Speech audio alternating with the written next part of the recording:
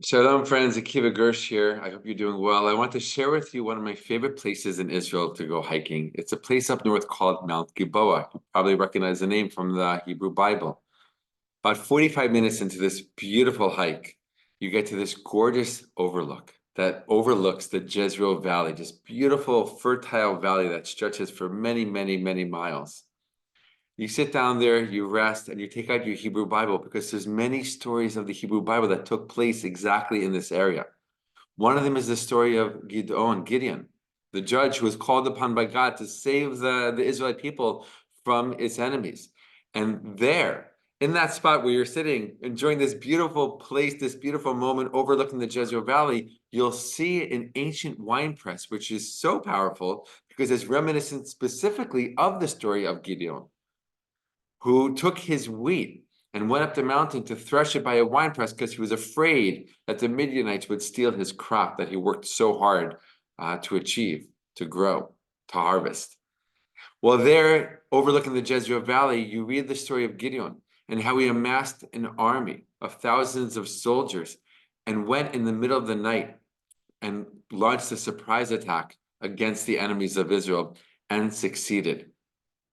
Right there, you're looking at a place that has historical value and importance that took place thousands of years ago.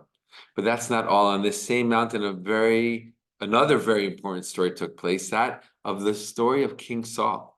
We know King Saul, he had his ups and downs, his achievements and his failures. And there on Mount Gilboa, his reign, his kingship came to an end. We know that he was punished by God for not completely destroying the nation of Amalek in his battle against him.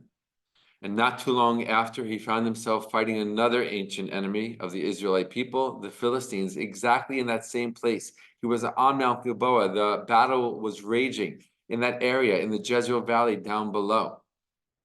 And he knew that his time had come. The Philistines were coming up the mountain. And he asked his sword bearer to take his own life, to kill him, so that the Philistines wouldn't do that, wouldn't have the joy, so to speak, of killing the king of Israel. The sword bearer said, how can I do that? How can I kill the anointed one of God? So we know that King Saul fell on his own sword, taking his own life. Seeing that, his sword bearer did the same thing, and the Philistines arrived shortly after. They beheaded King Saul. They took his head and hung it on the gate of nearby Beit Sha'an. And on that mountain, on Mount Gilboa, that is where the first king of Israel fell. Shortly after, when David, who would soon become King David, found out about this, when he heard this, he wrote a poem. We know that he was a poet, he was a songwriter, and he wrote a poem. He wrote a poem about Saul falling. And in this poem, he cursed Mount Gilboa, that the rain shouldn't fall on it, that nothing should grow there. And it's so interesting because when you stand on Mount Gilboa, on this mountain where King Saul fell, you can look to one side and see a side of a mountain completely bare of trees. Nothing grows on it, as if the words of King David came to life.